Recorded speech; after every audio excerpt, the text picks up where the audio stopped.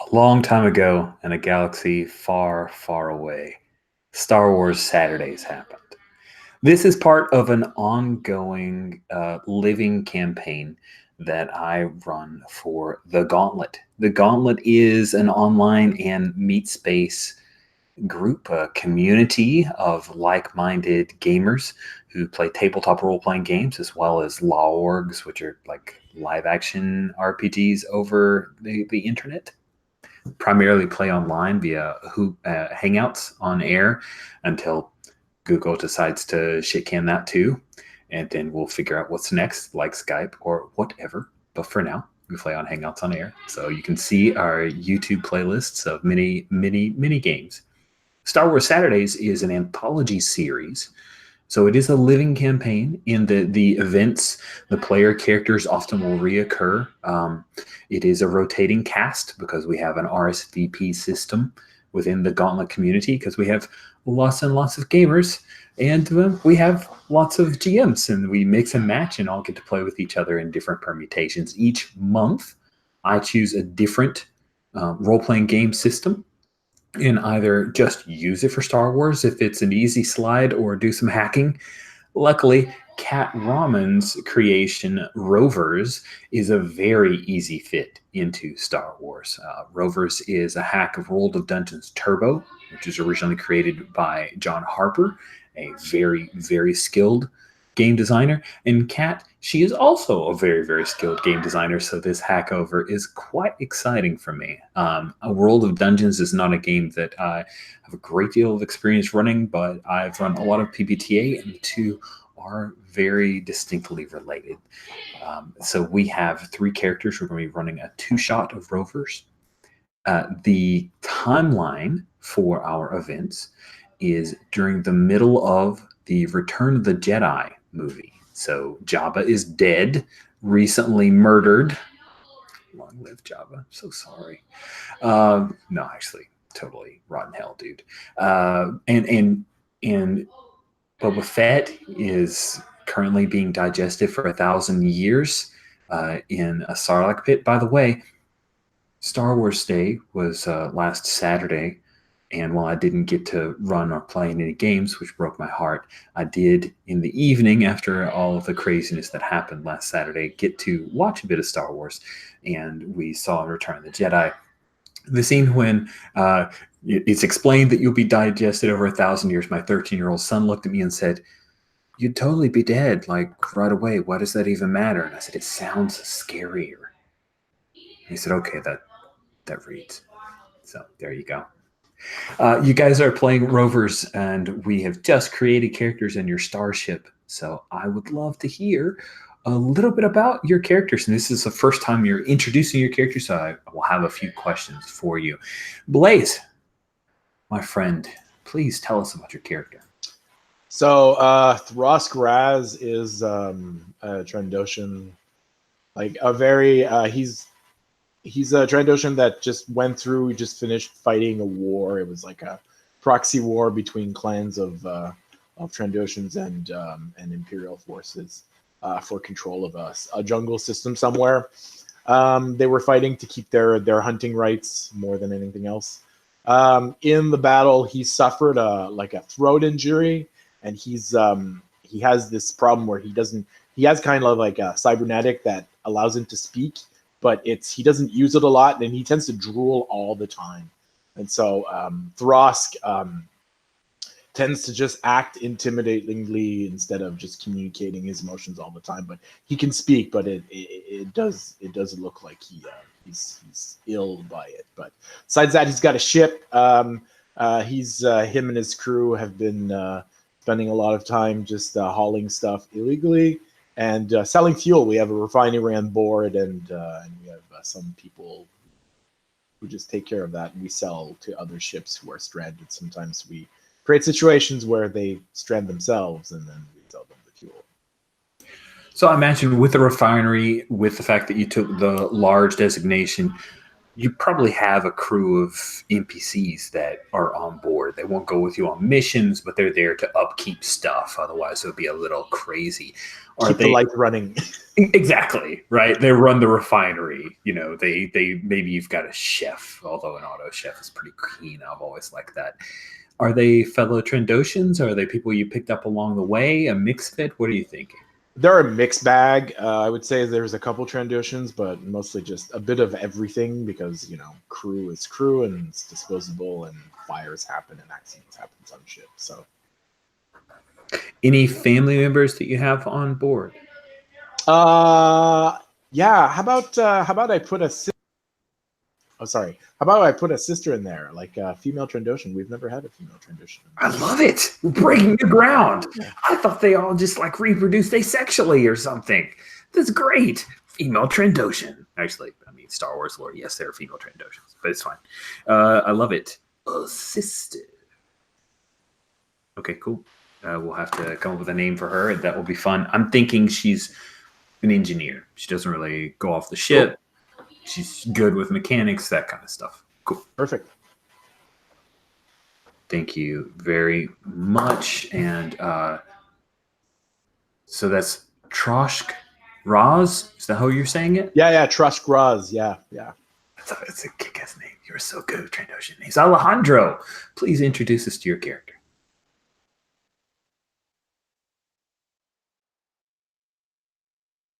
Are you talking? Because you're muted. Yes, I was. You missed a lot of really good stuff. I'll try again. I am playing Locket Game, I guess a late model clone commando. I escaped and have been working, have been attempting to have this secret independent life away from the Empire. I took a job with Trosk. I imagine I have skills as a medic, but I imagine that I'm possibly like the chief of security or something like that. So I have maybe, some NPC soldiers, security guards under me. Would it be fair to say that you're the law? Yeah. Oh yeah, the law. Okay, cool. I super dig that. So you're a commando and a medic and head of security. You wear a lot of hats. Yeah. I don't think I'm the main medic. Like I'm not like the ship's doctor, but I'm well versed enough that I can cover. I also Lockett also wants to is trying to be legit, like just trying to be like a normal person. So that's why he joined this smuggling ring. Yeah, that totally makes sense. I want to be legit. I'm going to join a ring of smugglers. I'm curious, this ability, the first aid or the medic ability, is that a thing that was programmed into him or something he's learned? I think it was programmed into him. He was like a field. He was like an elite field commando, and it's just like it's part of the field training to keep the squad going. It's part of the package, like they have a suite of things that they kind of breed into you. What is, and I don't think there would be necessarily a background skill assigned to it. And if you want to think about it, that's totally cool. What's the one skill that Lockett has picked up on his own that he's most proud of? Aside from knitting, knitting, I like it. No, he's learning to be a people person. So he's like starting to gamble and read people, and he's just like enjoying this new humanity of connection. So he has like a sabacc game amid the crew. Yeah. Time to time. Low stakes, but yeah. I dig that. But it's like morale building type of experiments. So yeah.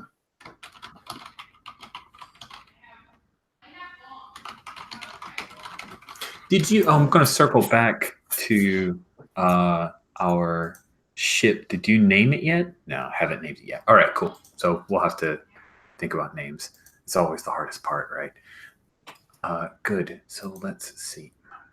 I have so many tabs that the characters tab always gets hidden from me. Let's see.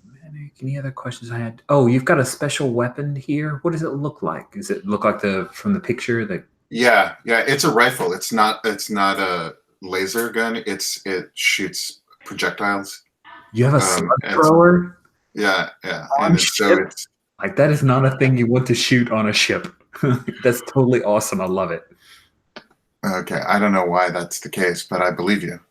Oh, I just do a lazy. Yeah.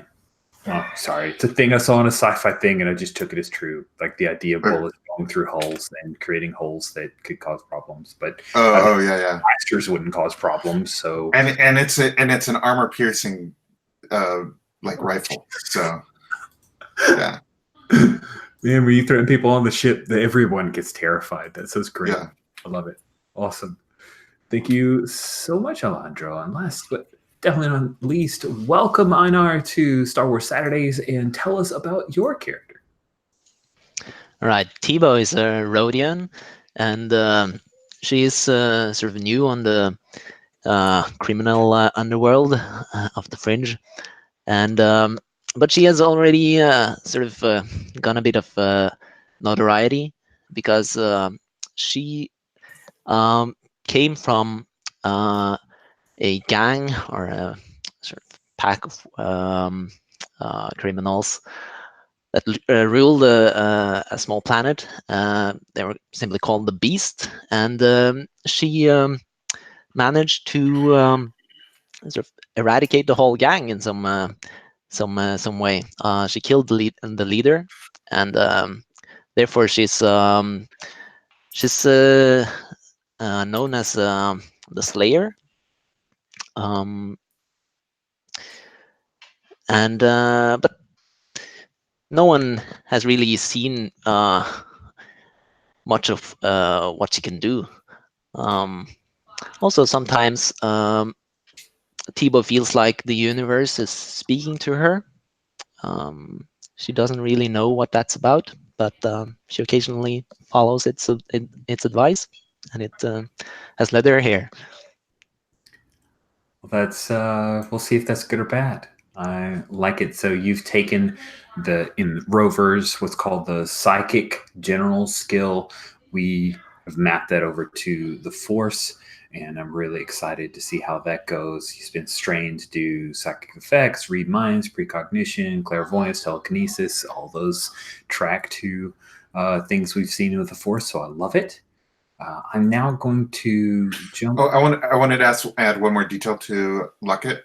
Lockett is a clone, and I think everybody knows that he's a clone, but he's in denial. Like he denies it, and people know to play along. He denies that he's a clone? Yeah, that's why he wears a mask to show the mask is always on, and so yeah. Nice. So Tibo, you're known as the Slayer because you took out your gang. Is that right? Fascinating. Is she actually like a literal badass? That's her title. I like that. It's really, really interesting. And they're all dead to a man. Like there's nobody left. Yeah, they're dead. Right. I don't think she actually took them out, but that's not what she lets everyone think. So what might have happened is that the boss of the gang had this huge beast, this creature of some sort, and she took out the boss. And probably what happened was that the beast then proceeded to massacre the rest of the gang, and she escaped to tell the tale. If you don't mind, I would love for that beast to be a Rancor. Are we cool with that? That's cool. Rock on. I like it. Maybe it was even a Rancor that was going to be wrangled and taken back to Jabba after they'd already put in the order. This is before Jabba was CAG, Communications work that way. Awesome. I am going to jump over here because we're going to go through. This is a Rovers thing. I like it, so we're going to do it. I've already answered some of these, but this is called the checklist in Rovers, which is a 7-page PDF. You get to make some decisions about the Empire. And so I've chosen, and if anybody has an argument within the canon of the original trilogy against these, let me know. I would be curious to have that conversation. But right now, I've got the Empire is decaying and collapsing because it's Return of the Jedi. The Empire is usually seen as honorable but cruel. It seemed like the best one, although any of those maybe could have been treacherous but cowardly. It seemed less the case from Empire Strikes Back to Return of the Jedi, but decadent but arrogant was one that I considered as a possibility, but we're out on the outer rim, so anyone have strong feelings around the Empire is usually seen as? Which one feels more right to where we're at? I think honorable and cruel is the most right one, but honorable, I have a problem with the word honorable. I don't know what other word to use. So yeah, I think their sense of honor is not what you would typically see as a sense of honor, since they're racist. how about like a legalistic word, or like judicious and cruel, like kind of implies they follow the law maybe too much, but you can count on that they are following the law, even though we know that's not true because it's. But does that make sense? They make the laws suit their needs. The lawful but cruel, we like that. Yeah. What do you guys think?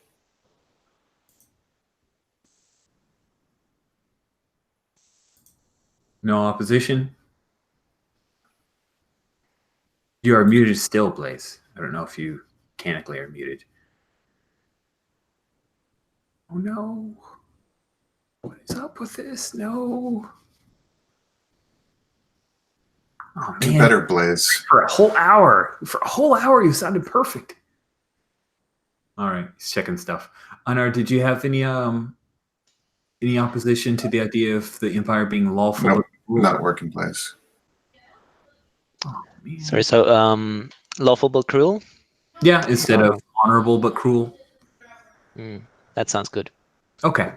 Everyone sees the soul of the Empire as its powerful military. The actual backbone of the Empire is its efficient and autocratic bureaucracy, which ties pretty closely to lawful. Now you hear me. Yes. Okay. Yeah, now I get it. Okay, it's the cable downstairs. Or down there. I was gonna say lawful and cruel, but that was already typed in, so there we go. Okay, good. We're on the same page then. The actual backbone of the Empire is its efficient and autocratic bureaucracy. The Empire's most feared asset is his mega weapons, because Death Star. Yeah. Okay. Yeah. The Empire's most dangerous enemy is a ragtag alliance of rebels. True enough. FTL travel, and this one's I kind of clicked this one, but I'm willing to have conversations. FTL travel takes 1 week, no matter how far you go. A long time based on how far you go. Speed of plot or instantaneous. Anybody have a strong feeling on FTL travel? I love the fact that it says speed of plot. Isn't it? That is the perfect odometer, not odometer, just gauge. So. All right. FTL communication. And this isn't something that's necessarily I haven't seen a whole lot of it in the movies that I can recall. So I would basically say expensive and unreliable. Okay, good. Sounds good. And since you're the person with the ship, I think you should have the sway on that one. And then Einar, this one's mostly for you. Psychic powers, aka the Force, are check off all that apply. Illegal, dangerous to the user, not that powerful, an untapped source of great power. What do you like? Well, they're definitely illegal and dangerous to the user. Dangerous in terms of the dark side and the oversight of the Empire. They're, of course, an untapped source of great power if we were going with canon, Okay. but Sounds good to me. I think for the tone of at least for Tebow, maybe the connection isn't too strong. She doesn't have like the potential of being a great Jedi, I think. Okay. All right. That was easy and fun. I hope you guys dug that. Now we have our starship, our as yet unnamed, amazingly gigantic starship. We have a crew of NPCs that are aboard. Our military systems. We have an AP turbo laser shields, which is really nice. Hyperdrive, thrusters, and fuel refinery, which I just adore. Like that is just the craziest thing. I'd love that Cat put that in there as an option. It's so cool. Good. So you guys are currently fueling up at Spaceport Trident Vespa. Spaceport Trident Vespa is in the outer rim. Looks like a pitchfork. And you can see there's a bunch of lanes for landing. I would imagine. You tell me about this one, Roz. Do you think that that your ship is big enough to land here? I would imagine it would be. Although, Like on the outskirts. Oh wait, in the Vespa. Sorry, I have to look at the document. I've got it up on the video. If you want to Okay. Just Oh can, yeah. Like, do you think? We could fit somewhere. Awesome, because these are like medium class that are landed in these particular hangar bays, and then the starfighters and the like come here. But I imagine she could just kind of sit down in one of these larger areas. That sounds good. All right, so are you here for repairs or to offer your fueling services? Or both. That's true. It makes total sense that it should be both. Thank you for that.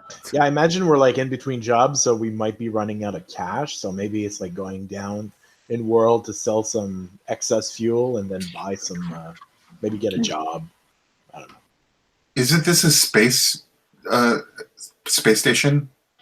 Yes, it's a spaceport. It's actually located in like it's not on a planet. It's actually out in a very narrow asteroid belt. Cool. Good. So, Spaceport Trident Vespa is where you guys have been. We'll say you've been here for a few days, and people are picking up odd jobs. I'm curious, and this will be a little bit of getting to know your character's Tebow. If you take a look at Spaceport Trident Vespa, you see that they've got a few things here. They've got a hydroponics, which is kind of like a greenhouse. Spacenomics is a ship repair depot. They've got a clinic and then a Gundark fighting arena. Gundarks are these weird kind of dog type species that are considered animal intelligence. What would Tebow be doing to pass the time? Would she be picking up a job? Would she just let others worry about that? What does she do on Spaceport Trident Vespa? I think she's one of those people who just sit in the bar or hydroponics. I guess would be maybe the closest place, and just seem like she's just deep in thought, or maybe she's actually listening. It's kind of hard to tell. I don't think she's the one who takes like point on getting new missions and stuff. More, she goes along with whatever comes up, I think. All right, cool. So I had a memory of a previous game. There was a cantina, at least of sunk, or at least Yeah, I was looking for that and I don't see it. Yeah, we talked about it, but I don't remember. Oh, wait, maybe we had it in your character write-up, which really worked there.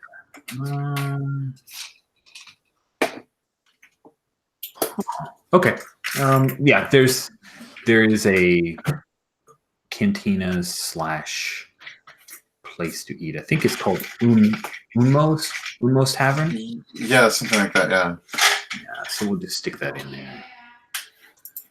And there's a weak way cook there.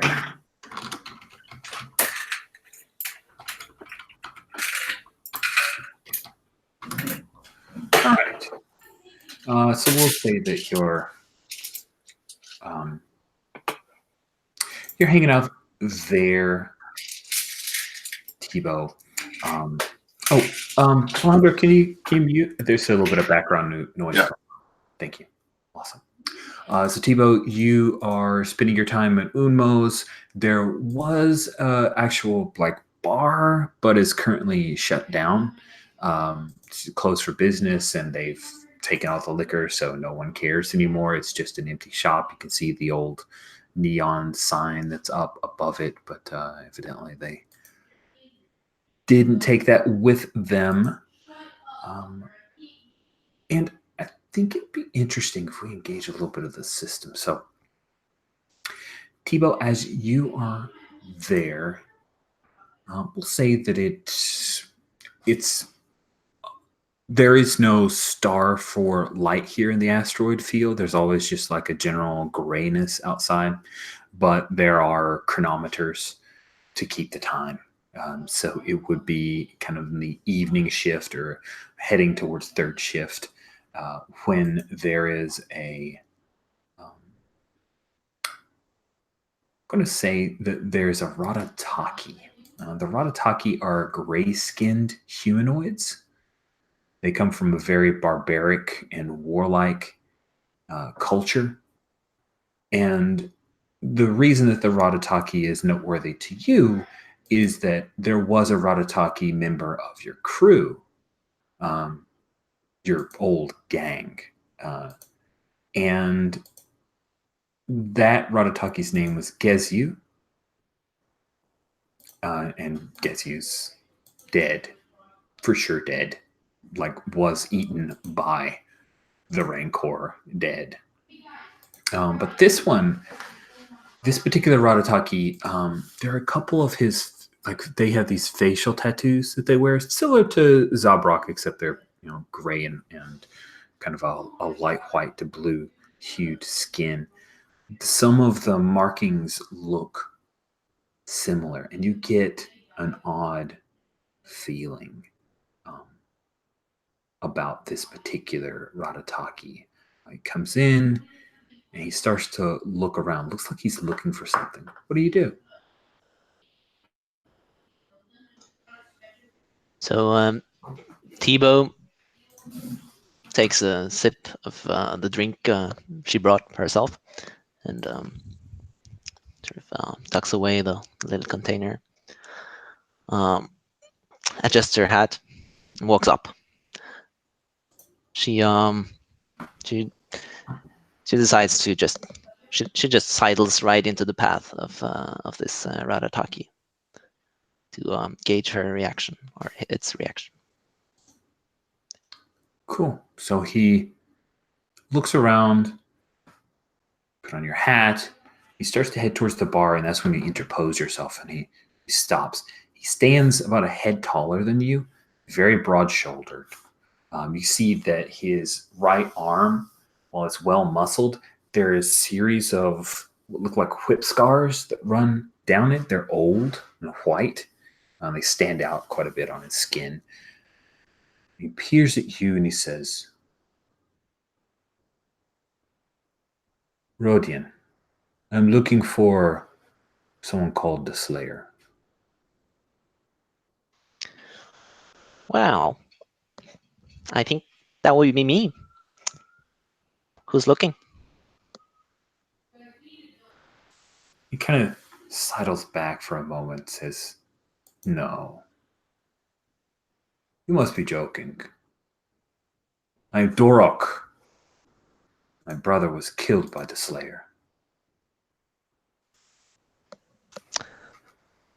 Well, I've killed a lot of people. Seem to remember Ratataki. And as I said this, I sort of finger my put my hand on my trusty blaster and tentatively starts to slide it out of its holster. Okay. So he says, "Make you tell me where Slayer is." He's going to reach for your throat. Like he thinks you're not. He's not even worried about this little Rhodian. He does not have a great deal of respect for you, but he's strong enough to cause a lot of damage. What do? You going to shoot on him? You're going to shoot him right here in the cantina? Well, in the tavern? I'm going to attempt to roll behind him and draw my blaster to get him in my sights. Okay. And,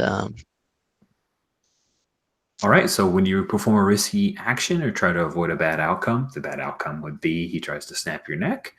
I'll tell you to make an attribute roll that fits the situation. I think that what you're trying to do is you're trying to use your athletics to move around and get an advantageous position, get a shot on this guy. So make a might roll, 2d6 plus your might.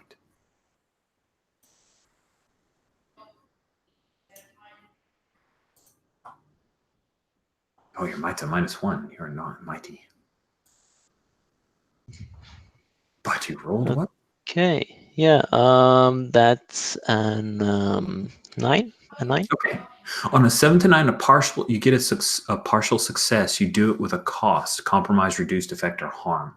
I'm going to have you go ahead and do your harm, but you're going to take a d6 -3 as he's able to grab hold of you before you rest out of his thing. And then so you can go ahead and do your harm with your blaster, which I believe should be a d6. Yeah. So we'll just have you go ahead and do a d6 with your blaster, because you said you wanted to shoot him, right? Oh, I really wanted to just get in my sights and just tell him not to move. Oh, you want to get the drop on him? Yeah. Yeah. Okay, cool. That sounds good. Actually, that would change my thought process then on what stat I'd call for. If you're just trying to get the drop on him by outwitting him, I would think that would be a wit roll, right? So I think you rolled 3 plus. Oh, sorry. You had rolled a 10, but you had a -1 from might because I misunderstood. I thought you were trying to shoot him. But if you're trying to use a wit, then that would have been a full, a 10 or 11 is a full success. So he reaches for you, you dash out of the way and bring the gun up to the back of his head, because you said you want to go around behind him, right? Yeah, I'm picturing I just rolled around behind him, and I'm actually on the floor just to get some extra distance. Smart. And so I'm on the floor with the blaster pointing up at him. Turns around, he looks down at you, but he does is hold his hands up. He says, You are the Slayer? You killed my brother? Pretty much. Should I kill you? Nice. So as soon as we hear that, we cut over to I think, Roz, you are here. Maybe you were negotiating some refueling contracts, and you saw this bit of a fight start to break out, and you just saw your ally Tebow. She dropped down to get the drop on Aratataki, and looks like she may need to shoot him. You're not sure. What do you do? So I move my entire. I'm very large. I forgot to say, like I'm like pretty like beefy. I'm a Trandoshan. So I just like literally walk up to the what's the name of the species? Ratataki. Ratataki. So I walk up to the Ratataki. I got my rifle in my hand, and I just like I kind of like flip it on its nozzle, and I just threaten her with like it was a giant like blunt object. I'm like, do you want to get this in the face? So now it's two people coming just down. like in between them. It's like, you threaten her, you threaten me. Nice. Except with less words and more drool. I think that is enough for Dorok to realize that he has bitten off more than he can chew, and he's going to step, and And then he points at you, like he'll point at you, does a 2-finger point. He can't even commit to 1 finger. He does a 2-finger point. I find you. I'll find you. And he takes off. What do you do? What do you do, Tebow? I just get up and wave goodbye. And I put a hand on what's your name again? Thrusk. Thrusk, your shoulder, and sort of pat you a little bit. I slurp back and nod.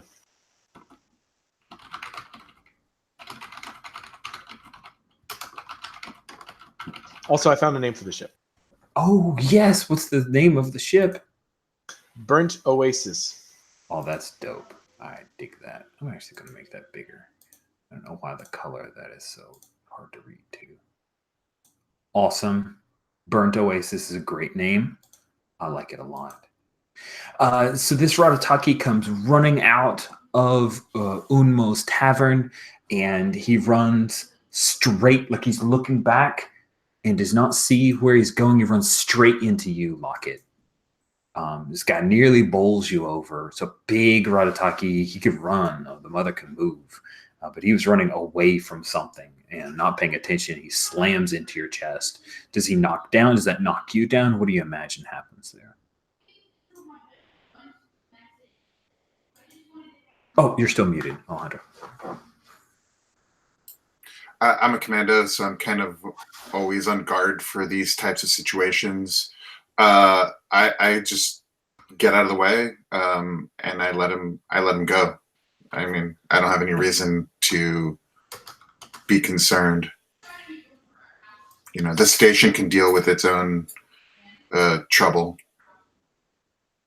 Nice. He slams into you and then throws his hands up and runs past and takes off.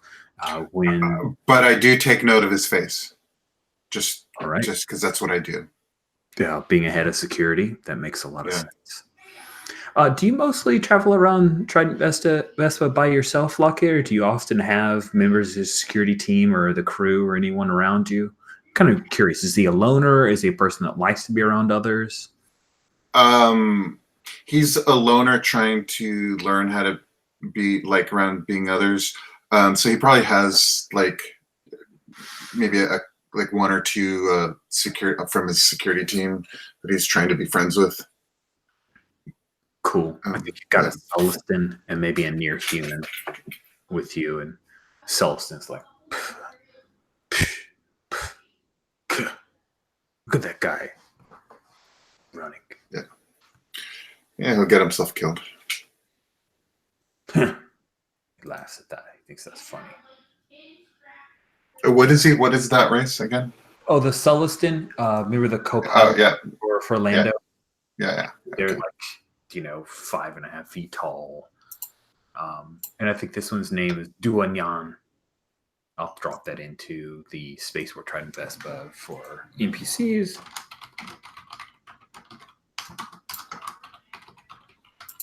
He's not super creative, but he's good at his job. Like, you give him a task, you do it 1,000 times in a row.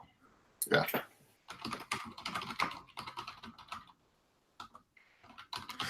Cool. So you head into Unmo's, and you see that your other 2 members of your crew are there.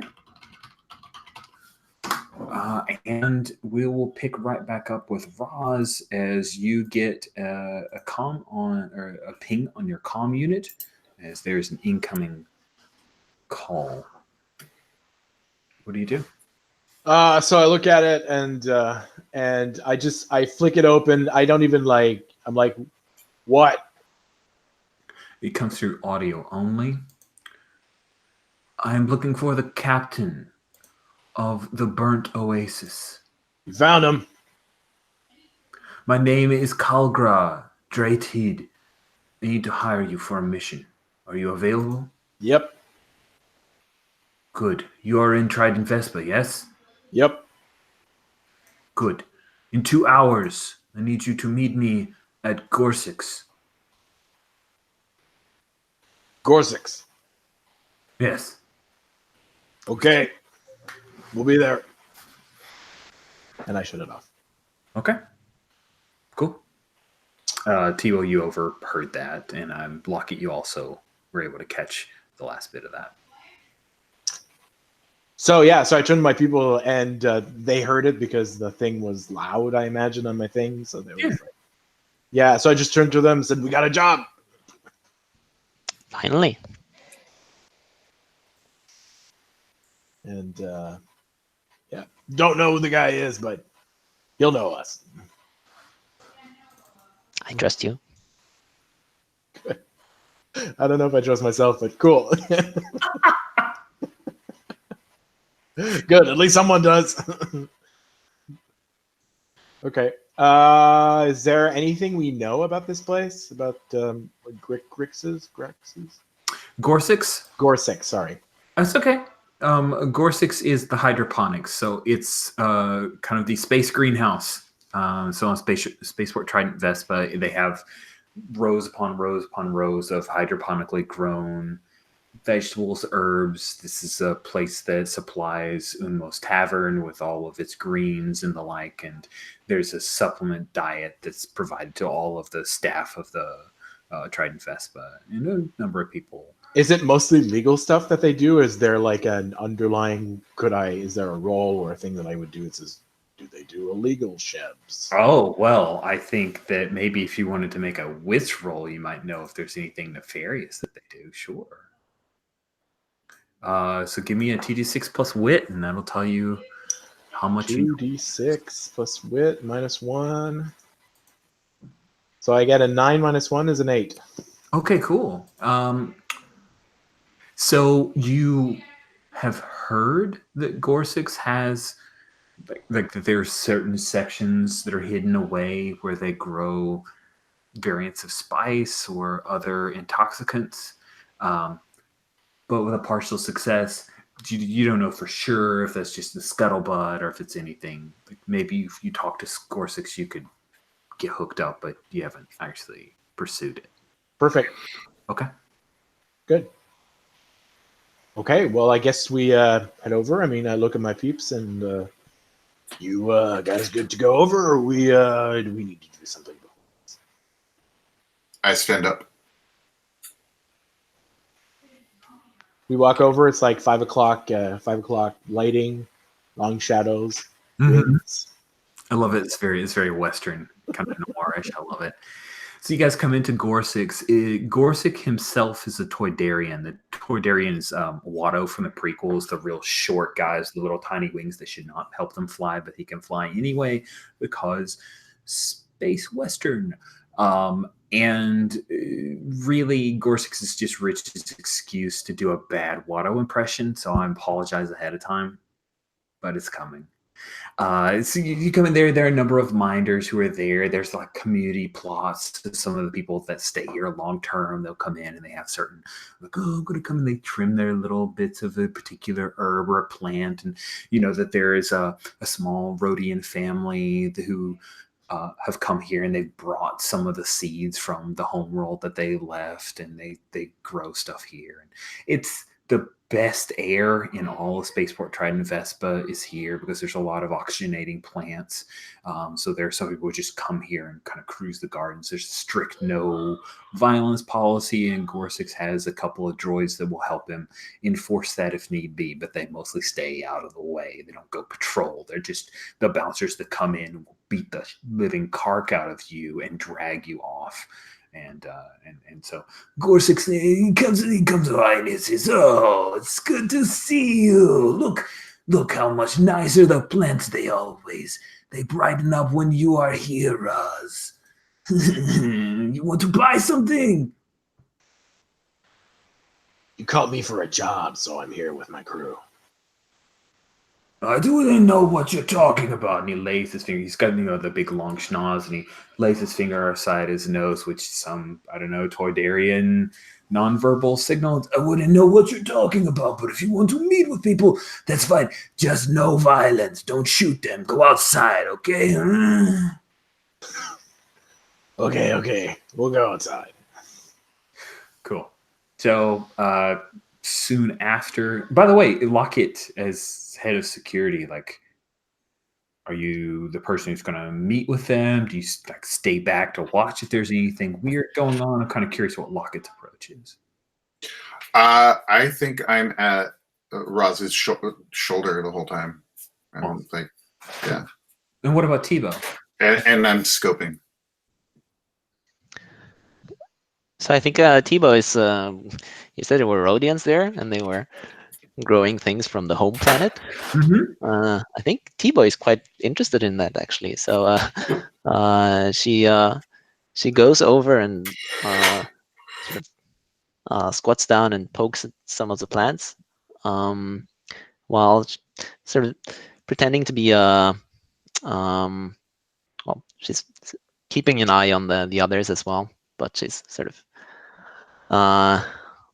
maybe pretending not to be a part of the group. Nice. So there's a blue-skinned Rhodian girl. Maybe she's, in human terms, looks like she's 8. I'm not sure what the life cycle for Rhodians is, so young. And yeah, when you come over and start digging your fingers in, I'm not sure if you're aware, but like Rhodians supposedly have like little kind of like suckers at the end of their fingers type thing. And so the little Rhodian girl will come over and she says, do you know? Are you a grower? I'm sorry, no. Oh. I'm Tebow. And I reach out my hand. And she takes, like, kind of squeezes the side of your hand like she doesn't understand how to shake hands. I'm Milu. And then she Milu. reaches over and just grabs your, like, the holster of your blaster. Ooh, pretty. The mother's not, like, hasn't realized that she's reaching for your blaster pistol. What do you do? I show her the safety, and I sort of show her how to aim it properly. Ooh, so you're like letting her hold up, like, because I'm imagining it's kind of like this kind of blaster. Yep. Aims it around. She pretends to aim it at her little brother, and he squeals and throws his hands up. He's got this scruff of kind of light blue hair that waves around a little bit.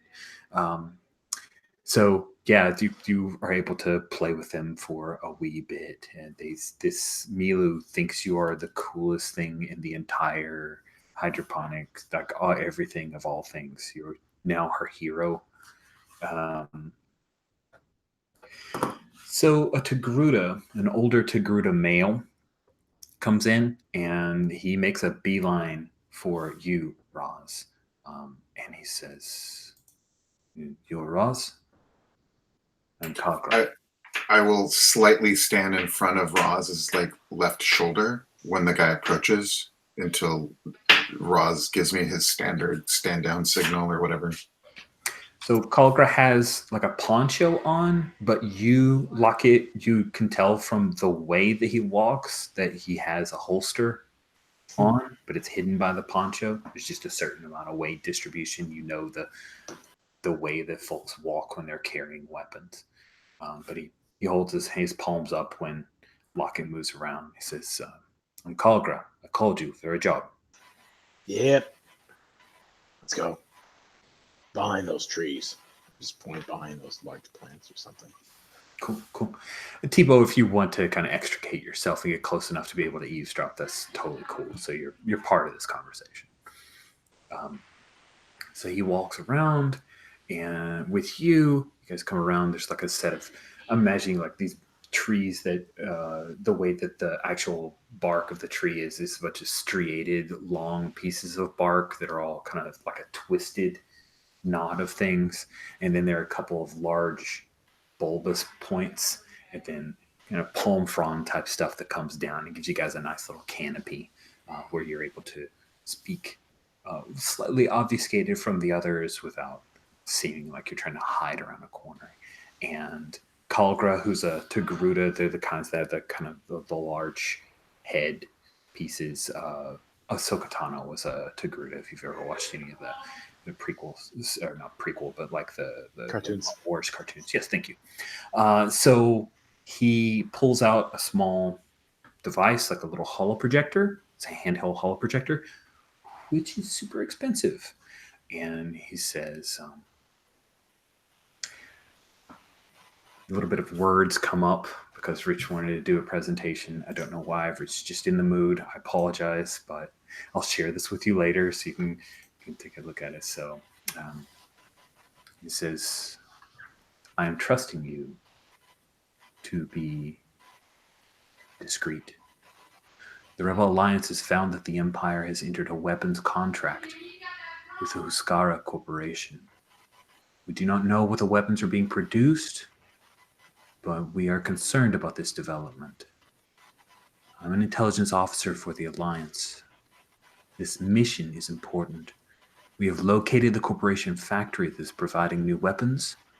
I want to hire you to go to the factory, find out the nature of the weaponry, and then I wish for you to put the factory out of commission for good. Because our rebel forces are deployed in other areas, it falls to me to hire the best mercenaries. Lockett comes highly recommended, as do you, and I understand that a member of your crew is none other than Slayer. I'm offering 16 creds for this mission because I know that you have a large ship that will be very expensive to utilize. Are you interested? I look at Lockett, and it sounds like dangerous and pays a lot. And I look at you, and just so you guys as players have an idea, 16 creds will allow you to get access to some other, like you can each mark a cred under the mustering out, which will give you the ability to get more sundries and the like. You can also use those creds split up to take other mustering out benefits, and it would help you to take care of the significant upkeep for your gigantic ship. So what kind of opposition does the Empire have stationed at that base? So he swipes his finger, and then you see a readout for a planet. The factory is located on a back world, and no government or corporation is claimed. It doesn't even have a designation other than 427574. The vacuum world has been surveyed by a few corporations. I can provide you with the survey results. The minerals are not profitable enough for anyone to claim it. The corporation has placed their factory here, but they have not claimed the planet. This is completely unofficial. If this factory were to be destroyed, they would have no claims whatsoever, not even with the Empire. The security forces at the factory are unknown, but it is not believed to be well protected. The records that we have for transports in and out of 427574 go back for several months and only show a handful of individuals who have left for 427574. None directly, but we've put our intelligence to work to understand that if at most we would expect less than a dozen sentient beings. We believe that the secrecy of the location was the best defense for the factory. But there is a reason that we are paying significantly well for this. If our information is incorrect, it will be upon your shoulders to adapt and overcome. I look at my crew, and I'm like, yeah, we've done that. We can adapt. He looks specifically at you, Lockett, and he says, we believe that biological weapons are being created at this factory. We would hope that it would be important for all of us if it is destroyed. I just give like a half nod. Time is of the essence, gentle beings. I will be here for one standard day, and then I will be leaving. May the Force be with you.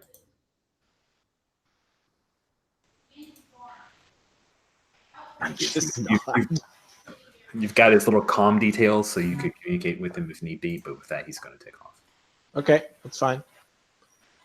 Does he leave his thinger with us? Yeah, I think he would leave like a data crystal with you Yeah. guys, where you could view it on something. Perfect. He Okay. keeps his handheld transponder. Unfortunately, it's just too pricey for him to just hand. Yeah, it's like an iPhone X or something. It's totally an iPhone X. Absolutely. So the job is to what was it exactly? It was to clear the planet or clear the factory or destroy Find out what the weapon is and then destroy the factory. Yep. Okay. And I'm sharing the presentation with you if you want to go back and look at it later.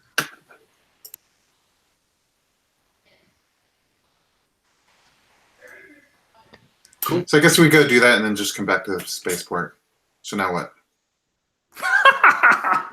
Hold on, we have to roll some dice. Yeah, we have the location. We could just drive up there. You know, it's a what is it? It's just a general hit and run. You know. Is there anything you want to do before you go there? Like, should we do a bit of shakedown? Maybe they've got some ships coming in or out. We might need to get some, I don't know, some paperwork or something. If we get caught. I guess if we get caught, we just shoot our way out. I don't know. What do you guys think? I feel like you've got a sufficiently tight ship, if you will. I mean, like we've probably with the fuel cells, we've replenished all our equipment and stock, and so I think that as soon as all of the sundry transactions are done, we're probably ready to go, which probably shouldn't take very long. Thibaut, do you have any other things you want to do here? I say we just go. Let's just go then. So we look at the fruit. I pick up an apple. I pay for the apple or the space apple, and Space apple. Space apple. Yeah. It's like green. It's light green. Yes, it's totally. It's like a phosphorescent green, but it's not nuclear. It's not irradiated. It's delicious. Sweet. So you guys plug in the coordinates. The 427-574 is not on any kind of trade route. So I need to hold on a second.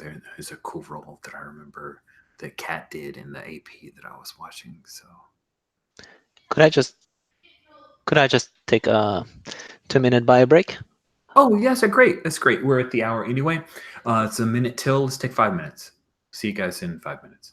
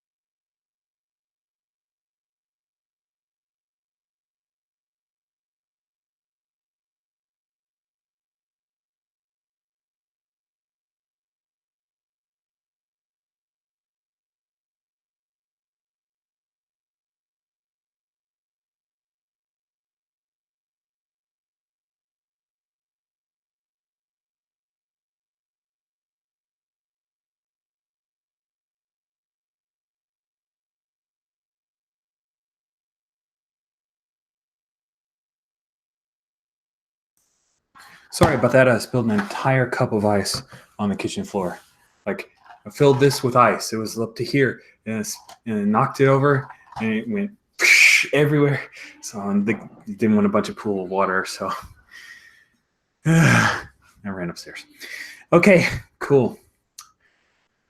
Welcome back, friends. All right. So let's take a look here. All right, so you guys will need to go into hyperspace. But a question. I'm curious, Tebow, going into this mission, where is it that Tebow would be? I imagine there's a bridge. A ship this large would have to have a bridge. So would Tebow be on the bridge? Does she just head to her room? Does she go somewhere else? I'm kind of curious where she is during this. This is going to be hyperspace moves the speed of plot. So it's basically a scene of you guys being in flight is what I'm imagining. So it's a large ship, so I'm guessing it has some sort of recreational common area type of thing. I think Tebow would be there, just sitting, lounging, and she's always trying to sort of cultivate her reputation. So she's just like, cleaning her blaster, I think, and trying to seem like she's a sort of mysterious, deadly warrior type person. Cool. We are getting so much mileage out of this title. I love it. I adore the Slayer. Cool. What about our starship pilot / owner? Are you the captain, Roz, or are you just a pilot? Actually, you're the captain, right? Yeah, I'm the captain of my crew. And I used to fly smaller ships, but we got this big one. Now I just tell people what to do and then look at consoles and stuff. How do you feel about that? Do you like telling people what to do? It's kind of weird. It requires a lot of management. It's like you tell people to do a thing, you're no longer in control of it. You know where the dials are supposed to be. Now you have to make sure others know where the dials have to be. Oh goodness! And the dials are all original. I imagine they're transition size. They're all Trandoshan, so everybody who's on the ship and the crew needs to know how to read Trandoshan. And so, like we talked about before, we have just a ragtag mixed bag of people, and so you kind of have to teach them about the thing. There's one local, there's one Trandoshan who's still on the bridge. He doesn't want to be on the bridge. He actually wants to be the cook, but since nobody else speaks Trandoshan, he has to be on the bridge. And he's just annoyed because he has to be the middle.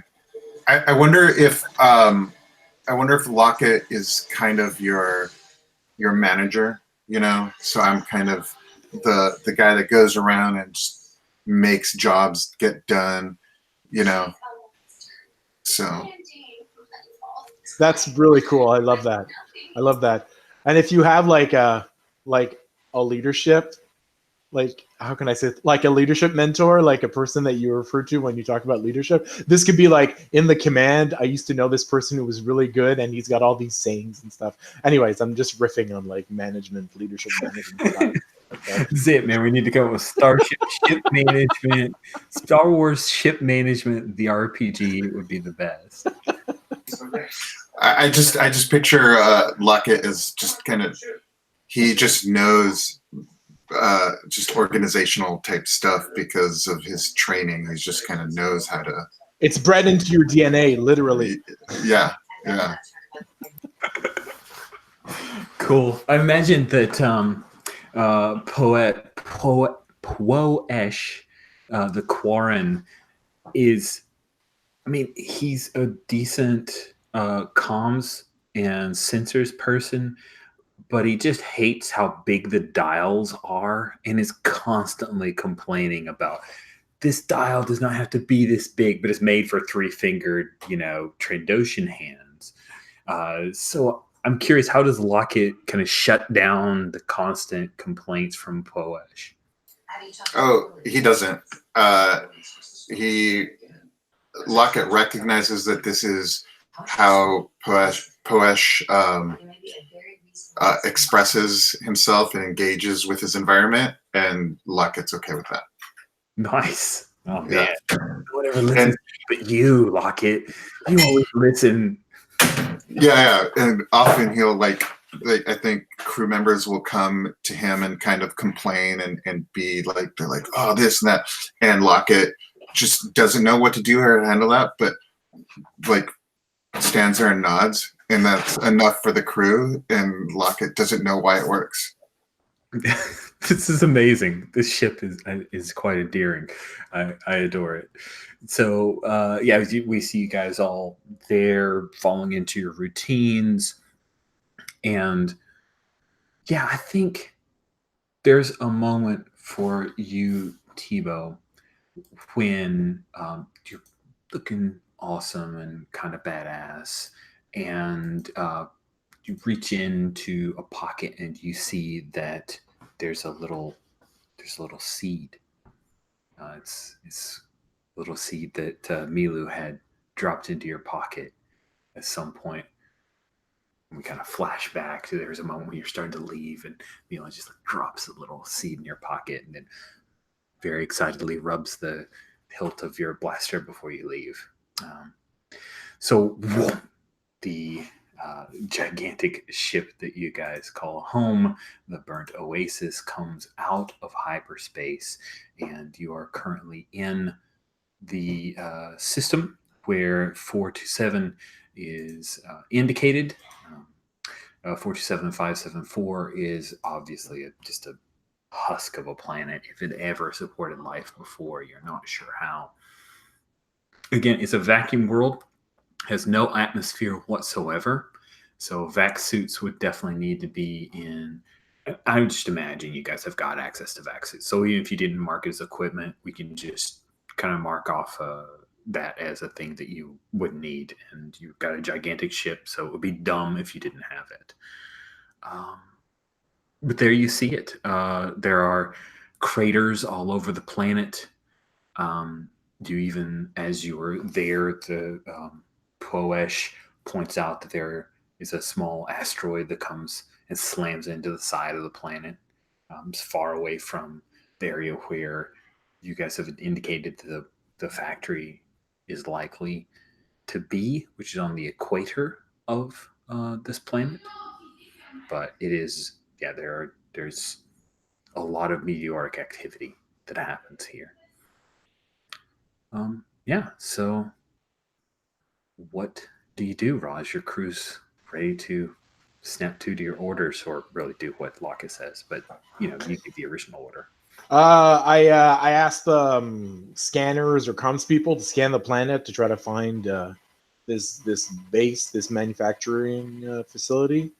And is there an altitude that you can fly that is less likely for you to be pinged on your position? Like, is it a thing where you fly low and like they won't be able to? Yeah, I like it. Let's have you go ahead and make a just double checking, making sure. I think a wit roll feels like the right thing to do here. So let's have you make a wits roll. I love that. I've been rolling wits since the beginning of the game. That's all you are. You're just straight wits. Straight wits.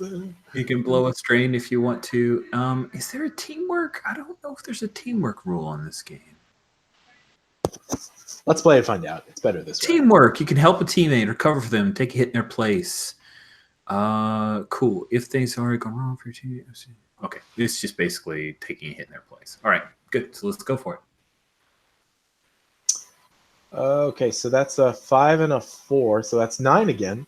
Sweet. And 8. These Yeah, dice. so I get a mixed result. So you Poesh tells you the key draws on a little screen. You can see a little indicator light of where the factory has been located.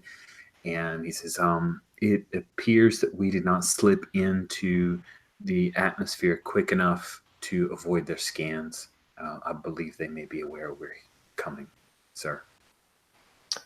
Well, then I look at him, I'm like, Well, I guess you're gonna have to man some battle stations. And the Quarren's like, I'm just the comms guy. I'm just the comms guy. God, I just told him it was a thing. I wasn't even piloting it. He starts muttering to himself. He looks over at Lockett, like, Lockett, man. I look at my lieutenant or whatever, and I spin my finger in the air, like, and then he knows what to do. The lights go from blue to red type of thing. Yeah. Sweet. And we pop back to the little wreck area where you've got that handful of seeds, Tebow, and the lights go from red to blue. I put a picture of the wreck area in the ship's page. Awesome. I want to see it now. Ooh, wow. Why do you guys ever leave? Look at those. Oh, this hilarious and dope. And I love the stairs. It's actually just like it's carpets made out of shag from we don't know what creature. We don't need to say it. We all know what we're talking about. Space tigers. It's fine. I was gonna say Wookiees, but let's. Oh man, tiger fur. Let's just say it's tiger. Okay, sweet. So you guys are in atmosphere. What do you want them to do? So they seem to be aware of you. You're not sure what their countermeasures will be. Is this a thing where you guys want to get closer? Do you want to wait and see what the response is? You haven't been hailed for comms yet, but that's going to be a protocol. I actually looked at Lockett. I'm like, you faced these guys probably more often than I have. Like, should we wait or should we just engage? Like, I say we wait, but we can wait. If we engage, then it begins sooner, and they would probably be off guard since they're already getting ready right now. So I don't know that we want to give them time to prepare more. Okay. Sorry. We'll just engage. We'll so I look at the comms, I'm like, go straight for it, and we'll just start shooting if we see anything. Okay, awesome. So yeah, the Quarren, he's locking down and communicating to the rest of the ship to coordinate activities, bring up sensors and trying to see. And as you guys are headed that way, you see that they do have a couple of missile batteries. Lockett, you recognize that these are automated missile batteries. They're not manned by anyone. They're actually placed up. They kind of pop up turrets along the grounds outside of the factory. I actually have a picture of the factory, my friends, because that's how much I care for you. Let me show you the cool picture. It's right here. I will share the screen so you can see it. Thought this picture was kind of dope. So there's your cool factory. And so you can see that out on it sits like a small plateau area, and a couple of pop-up turrets come out, and we will engage the starship rules. Yeah. So as soon as Trask gave the approval, we immediately take out the turrets. That's just like the first thing that we do. Okay. You guys have AP turbo lasers. So let's have you guys go ahead and unleash fire. Cool. So I think that's the thing where you guys will just make the roll with your own stats. That's how this rolls. So you will be making a might roll because it just feels like the right thing to do to shoot dudes with giant turbo lasers. Who's rolling?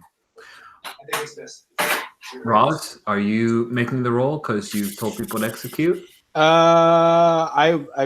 You're the pilot, so that's why I'm defaulting to thinking you do. Well, I figured it's a ship. If I have control of the guns, then I'll shoot, but I could defer if need be. I mean, Lockett, you're probably at a station. You're either gunning or getting someone to gun, so it's up to you. I would imagine that I would be doing that, but okay, cool. Lockett, you make the roll. Sorry, it's the problem of indie gamers. We're all so polite. It's like, who wants to make the roll? I don't know. You should make the roll. I don't know. You should make the roll. Whereas in like old school games, it's like, no, I'm making the roll. I've got the best stats, sucker. Sorry. Should I be rolling 2d6 or what am I rolling? 2d6 plus your might.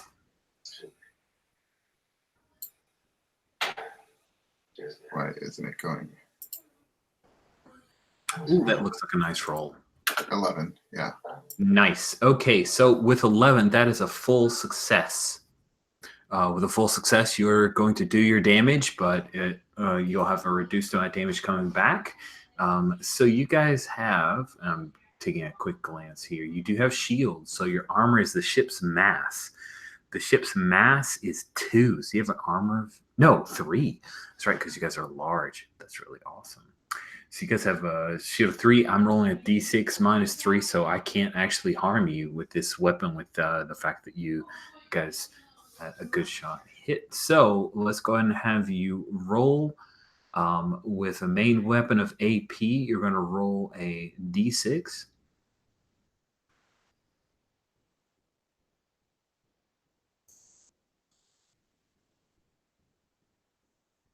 And that'll be your damage. I rolled the first one and I got a 6. Nice. So that is a 6 with AP. You have destroyed one of the 2 missile barriers or batteries. Sorry, the little pop-up turret is completely destroyed, and you're able to damage the second one as well. In fact, it's a little bit tricky flying. You can stay out of the firing arc of that thing and land the ship. So, yeah, you guys are here. You've landed. All have access to vac suits. What do you want to do? I think it should. I mean, they know we're here, so we might as well just gun our way in and try to gun our way. Actually, Lockett, I look at you and I'm like, "Are we gonna blow this thing up? Are we just gonna break fuel? Should we just like wheel out some fuel and then light it up, or?"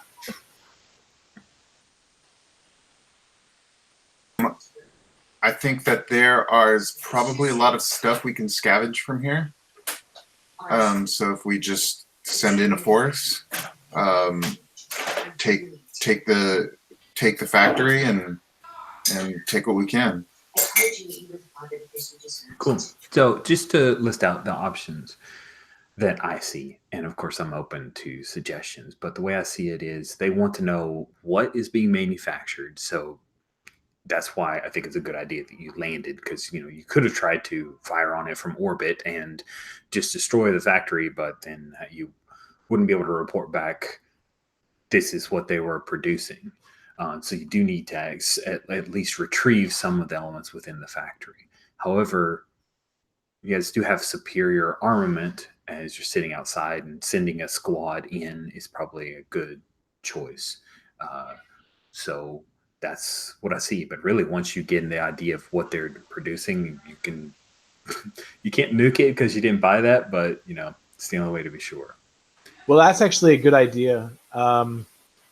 We could just have the ship, just like circle around the base and just add cover fire for us to go in and retrieve the information, and then That's really kind of cool. If you guys are on board with that, I think that's a good plan that you guys have already put in place. So maybe you guys come down just enough now to land, and you guys deploy, and then they're going to pop back up into firing on and harrying this factory. Plus, I'm sure if they heard that the Slayer is among the group, that they might actually just run away. So I was thinking we should make them an offer, seeing as we clearly have the superior firepower. We could just demand their surrender right now, or at least make it a little bit, make them make it a little bit easier for us. All right, cool. How do you want to do it?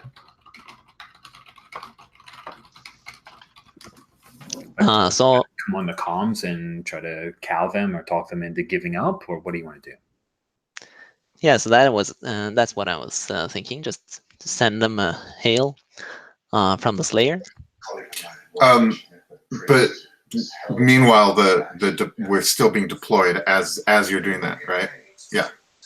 That's tricky. So you're like in your vac suit, but on the comms with them as if you're on the ship as it's harrying them. That's kind of dope. I dig that. Cool.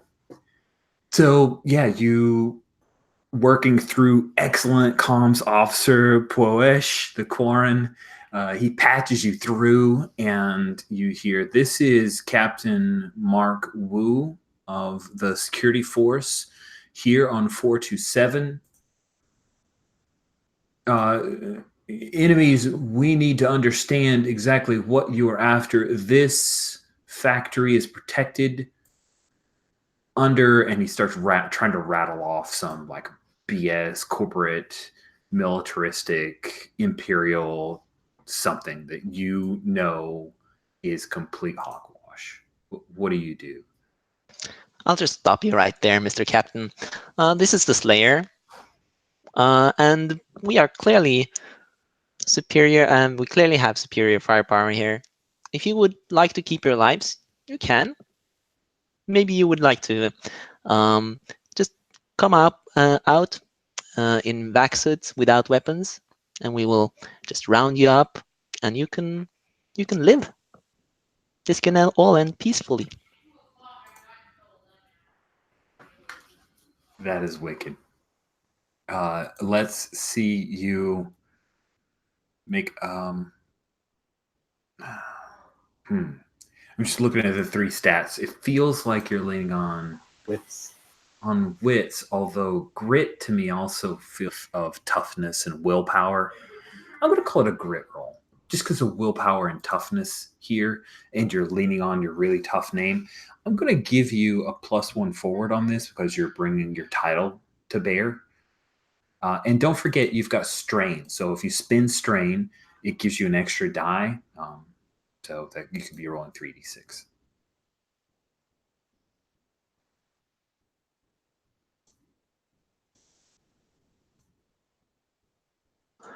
So I rolled a 10, and with +1 forward and then +1 from grit, that's 12. Nice. Wow. Okay, that is fantastic. So there's a bit of silence, and then Captain Wu comes back and he says, "We have your word. You're not going to stab us in the back." Slayer's promise. And you will see, as you guys are making your way around to the main entrance of the factory. I'll drop that picture in. Well, I can't. I don't.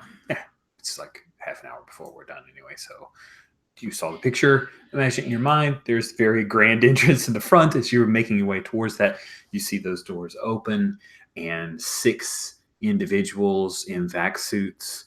A couple of them poke their heads out to look around. Sorry, I almost screwed up the name. Roz, do you stop your ship from firing, or do you want to keep the pressure on until they're completely out? Are their turrets still firing on us? No. No, then yeah. I asked them to cut it. After Tebow's Slayer's promise, the single battery stopped firing. So you stopped the ship from firing. So a couple of the 6 like poke their heads out, like they're the scouts. If they get shot, the others know not to come out. What do you guys do? Lock it. You can see this is obviously a thing of, let's send these 2 brave souls out, and if they get shot, then this is all a lie. Yeah.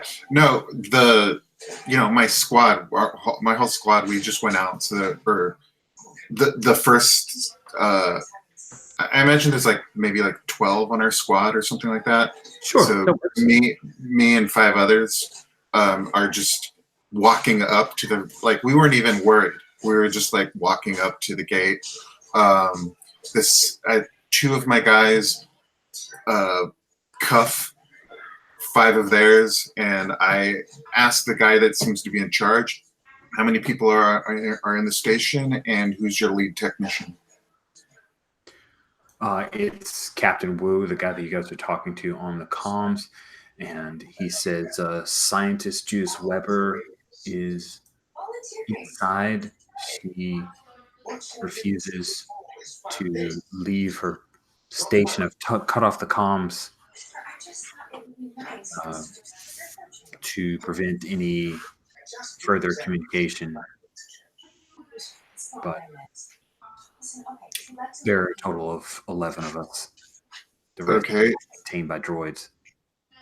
So what is the resistance? What resistance am I going to meet in there? Am I going to encounter besides this scientist? You can tell he's a little nervous, like he's trying to negotiate for his people that he's gotten to surrender.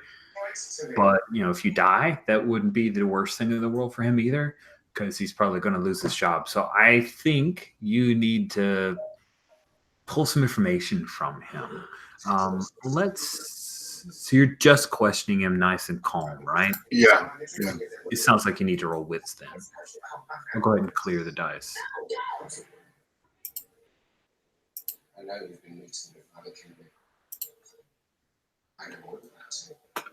I rolled a 4. Awesome. He says, my security team and I, 6 people. That's it. We have a lot of duties. The 2 turrets were supposed to keep us safe. I nod at my guys, and 2 of my guys take all 6 people in, and me and 3 others, we head in. Okay. So yeah, I don't automatically trust everything he says, but I'm taking it with a grain of salt. Okay. Yeah, no, it makes sense. So you guys head inside. I'm curious, Thibaut, are you following the squad here, or what are you doing, Thibaut? I think I'm trailing behind a little bit, but I'll follow. Okay. Ross, what about you? Oh, I'm following in, and I mean, we Okay. gotta get the specs. We gotta get. First thing that you notice is that all of the security team, they're wearing vac suits. They have the kind of clear bubble helmets. They're all human or near human.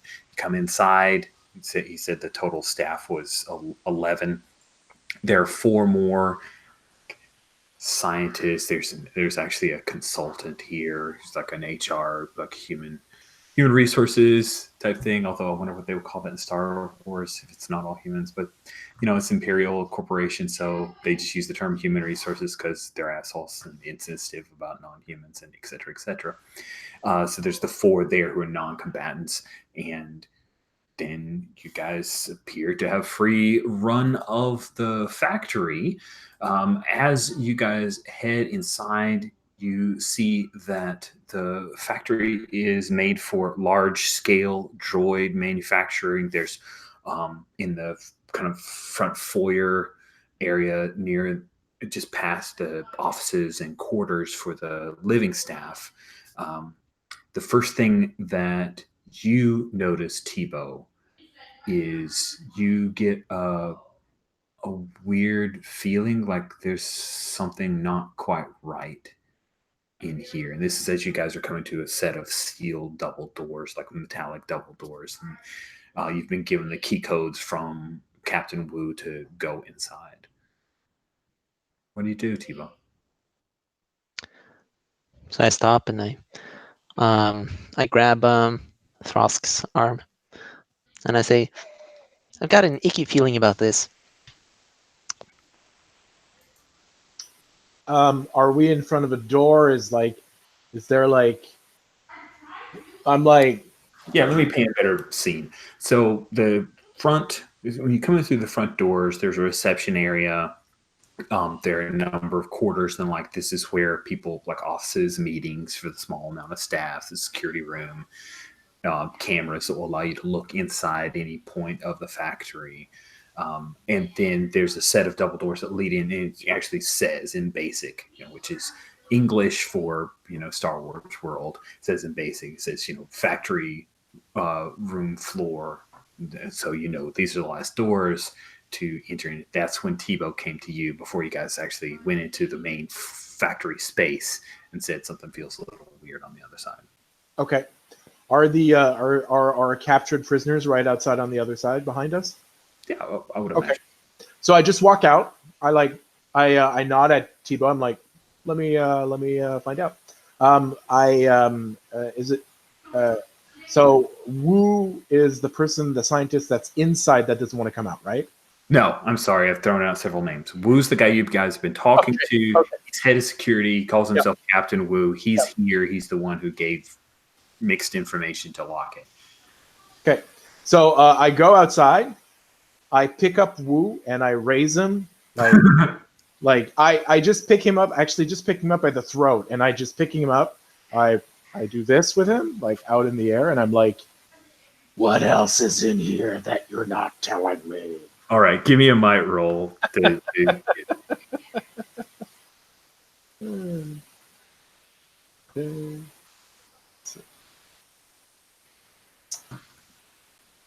Oh, it's a fail. I got snake eyes.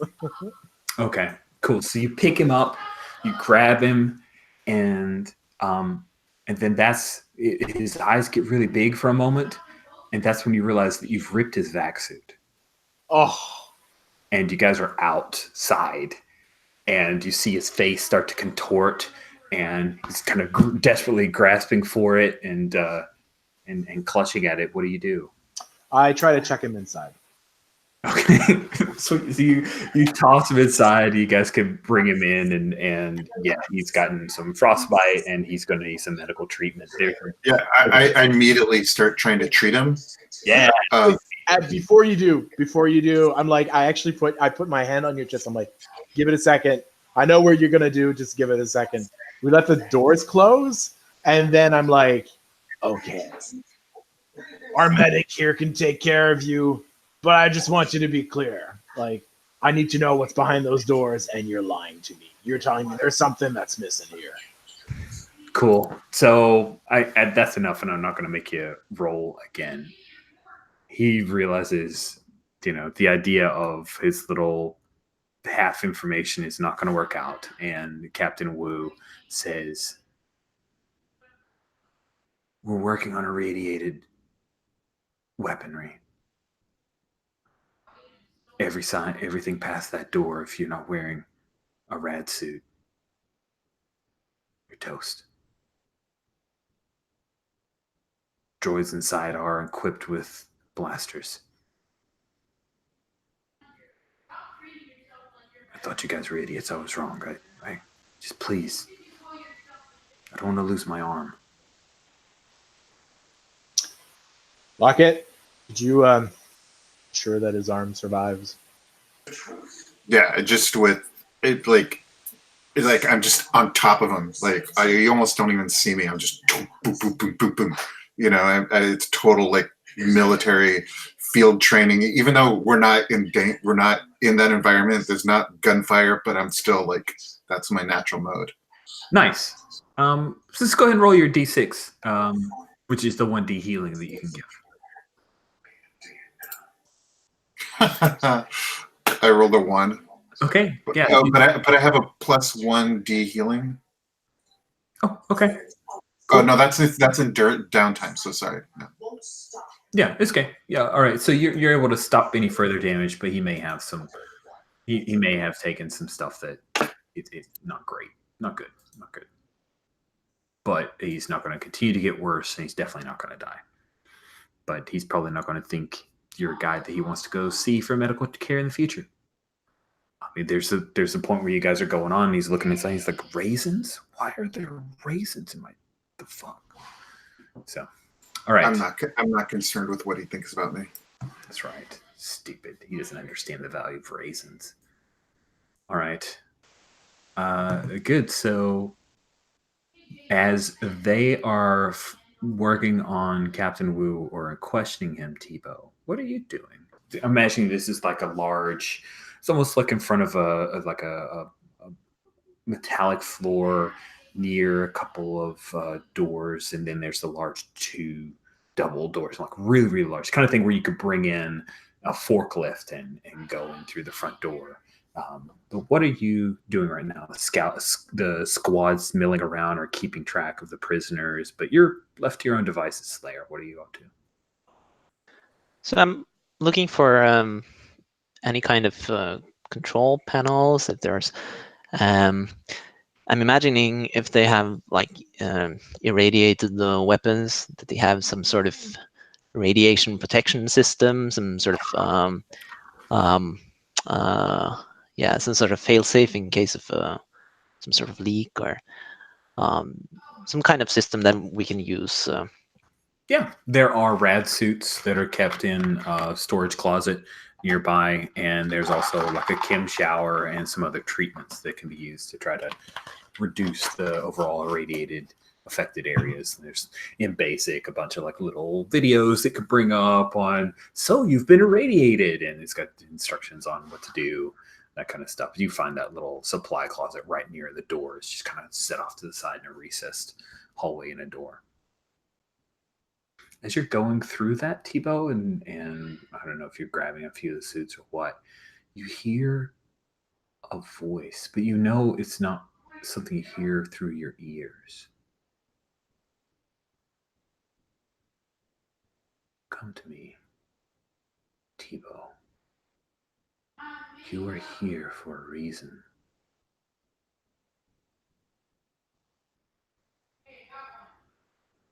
What do you do? So I think first I just just look around, or try to act normal. I try to act cool, but I look around to see if anyone's there, and then when I see no one's in uh, whispering range,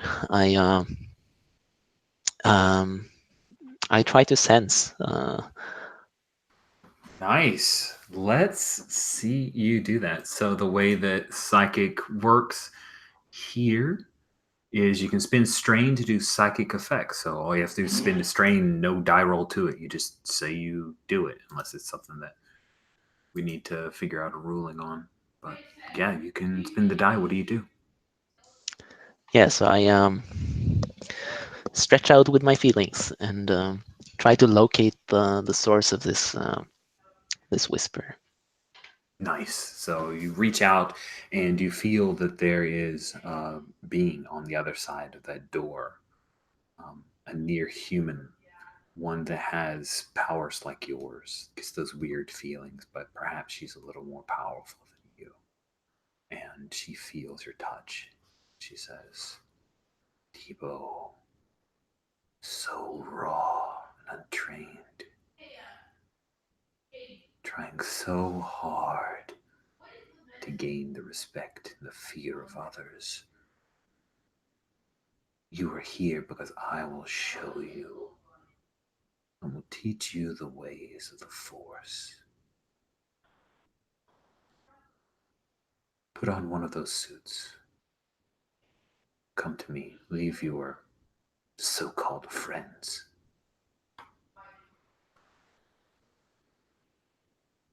What do you do?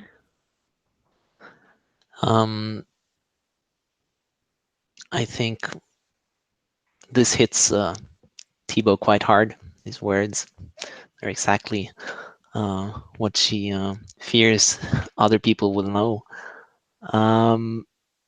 So she sneaks away.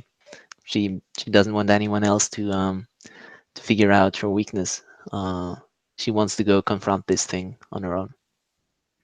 Nice. So here is what we see as the last scene of this session.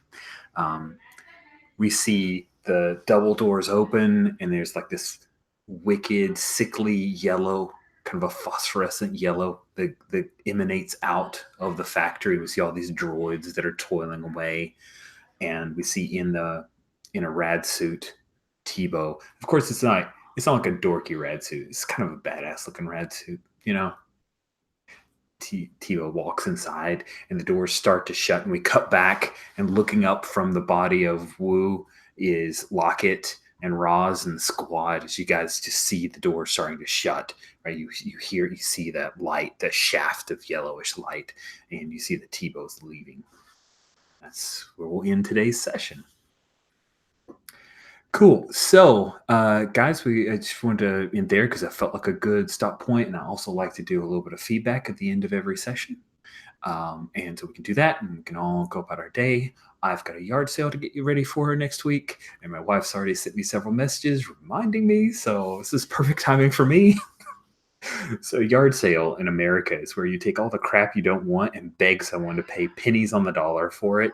Really, I could just donate it all to Goodwill and be super happy about it, but Next weekend is Ottawa's, like, there's a neighborhood in Ottawa called the Glebe, which is like one of the higher income neighborhoods, and they have their great garage sale, and it's like everybody puts their like ancient crap on the side of the roads, and like and they make it an event. It's like 12 blocks by 12 blocks of like garage sales. Wow. It's like Boxing Day, but capitalism mixed in. Yeah. That's us. They try to do that around here, and you'll have like blocks and blocks where people are supposed to be, but you'll have like 3 garage sales. But there'll be this big, massive advertisement, the big posters that go up all over the place, but there's like 3. Oh, that sucks. Yard sales with my family is always a stressful event for my wife because she remembers what she originally paid for things. And so when people are like, I'll give you 10 cents for this novel, she's like, no! And I'm like, yes.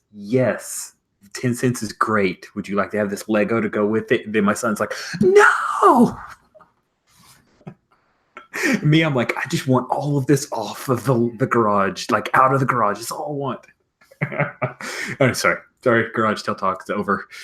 Let's quickly go through our feedback. So with feedback, I like to do roses and thorns.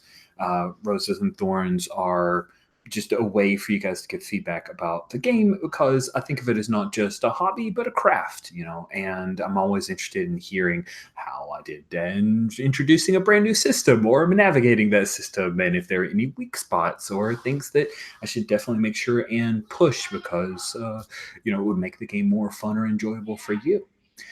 So we'll start with thorns. That way we can end with roses. Thorns are any critique, any feedback, any moment that could have been a little bit better, any point of confusion about the rules. Anything along those lines. So I'll start with Blaze. What thorns did you have from today's session? I think and it's a very little thorn. I think the rules for building a starship are a bit complicated. That's about it. Or confusing.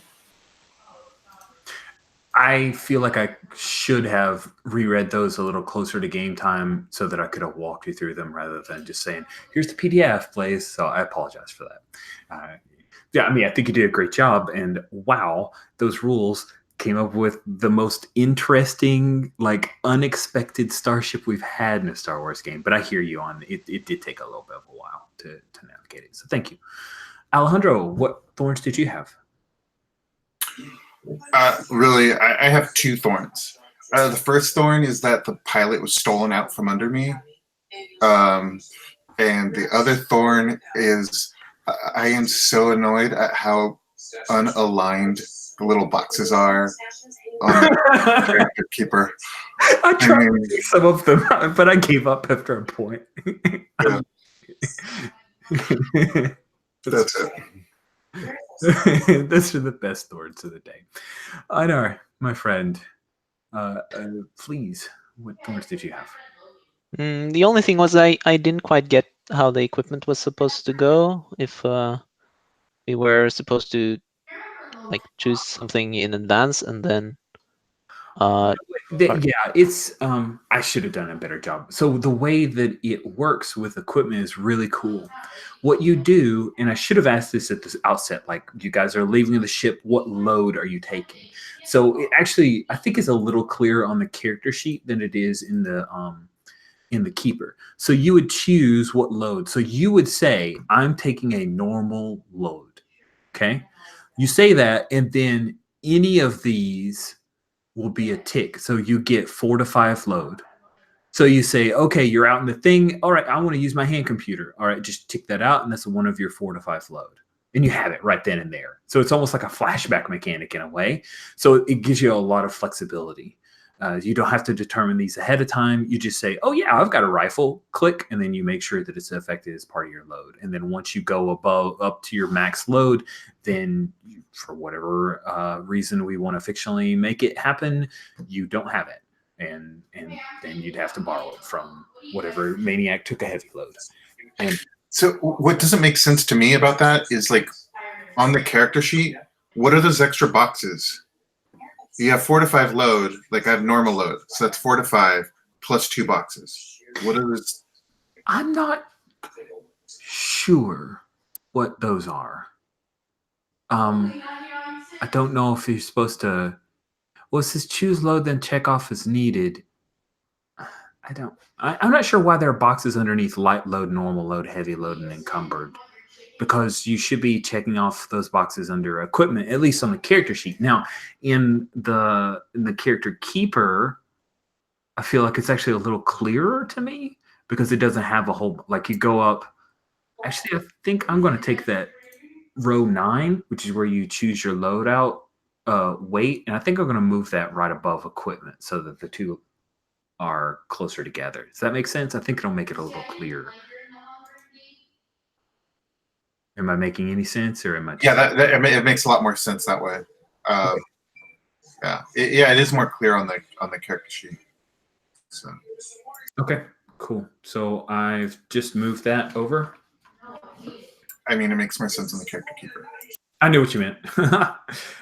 Anything else?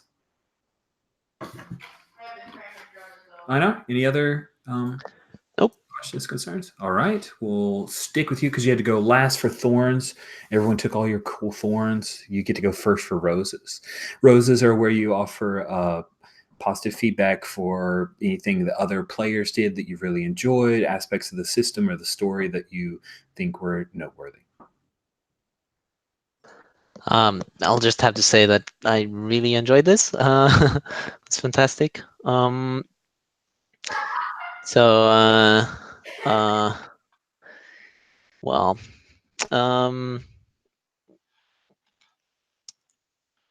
yeah, I really like your style of GMing and your Thank you. sort of welcoming tone. It's really really nice. I only I have a sort of problem of feeling like when I listen to your voice, because I am a big fan of +1 forward. So yeah, so I sort of sometimes forget that you're actually talking to me and not just a voice in my ears. I've done that before. That's funny. Oh, that's really funny. Yeah, I have a dumb story to tell you after your thing, but yeah, go ahead. I'm really just super happy right now with everything, with Alejandro and Blaze. It's lovely to play with you as well. So my dumb story that I'll tell is pretty quick. I'm, or at least historically, I have kind of fallen off listening it of late, but the Jank cast was a really, really important podcast for me like 4 or 5 years ago. Like I super loved it. It was great introductory tool with actual play of indie games that I'd only ever read. But when I listen to podcasts, I usually do it on like 1.33 or 1.5 times. I would do a little fast. I ended up going to Gen Con one year, and 3 members of the Jank cast were sitting at a table talking to each other. And I would walk past, I'd never seen them because I'd never met them at the time. And I walked past them and I recognized one of the hosts' voices. And then I heard another one talk, and I said, "Oh, wait, is that the Jank cast?" And then a part of my brain actually said, "But they're talking so slow." So that's my dumb podcast story. And no, I didn't go up and introduce myself to them because I'm a chicken shit. Alejandro, what roses did you have? Yeah, so this system is pretty nice. I have some minor issues generally with the World of Dungeons. Is that what this is called? World of Dungeons, yeah. But I think this is a good execution of it. But my real roses are, of course, always Richard. It's fantastic playing with you. You're solid GM. But the personalities between all our, I love the personalities. I love that, that we chose roles for our personalities that contradict kind of our strengths, so that we have to fit within those constraints that aren't there, but we enforced them. and it's really cool. And so the personalities, the synergy. I'd like to get a better sense of Lockett and Tebow's relationship. We haven't really been able to explore that, and with only one session left, I don't know that we will be able to. But I love Lockett and Trusk's relation. I mean, it's cool. It's just like, I think Trusk thinks he's more than he is. Like, he's more competent captain than he is, and Lockett just kind of keeps shit together. And I don't know what Tebow's role is in that dynamic, but it's clear that there is it's clear that there's something there. It just, we haven't seen it yet. So it's fantastic. I love all of these characters. Yeah, I thought it was a high degree of player skill to where you guys didn't need mechanics to create some niches, to where you guys had a place where you worked together. I really was impressed by that as well. Blaze, what about you? What roses did you have? So the first one I want to give is to Eleanor. Am I saying your name right? I'm sorry. Einar. Einar. Sorry, Einar. So Einar, when you pulled me in the first scene, that was brilliant. Like that shows the degree at which it's like you make it okay to bring other people in your scene with you. And so then that brings up the, okay, well, now I have to do this for others type of thing. And yeah, and so thank you. That's really cool. Alejandro, that, like, I had so much fun today. Like, so much fun. Like, and as you said, like, I don't know what I'm doing. As a captain, my character has no idea, and I didn't know I was going to play in that direction. But that's, you know, it's more fun this way. And Rich, like's been said, like, you're. I don't want this to sound too much, but you're one of my favorite game masters, and it's the reason why I come back to play every week. Thank you. Thank you. I really enjoyed running for you guys. I always get excited when I see folks come back to Star Wars Saturdays games, but I get equally excited with new folks who are trying it out too. Because I always worry that, like, I'm going to end up with the same cadre, you know, and I always like new blood. So it's like, I have mixed feelings. Yes, I'd love to have the same people that I know I can count on, but yes, I also want new folks so we can see a new mix of things. This was great, and thank you guys so much for being understanding for me having to cancel last week. I'm really excited about finishing up next week with you guys. Smooth sailing. Just, it's all good and exciting. So this will be one of the last scheduled Gauntlet games I'll have before the move. So you guys are going to carry these moments in my heart as I spend time moving in a 23-hour drive away. So thank you guys so much. This was brilliant, and I really look forward to finishing things up next week. So have a good afternoon or late morning based on your time zone.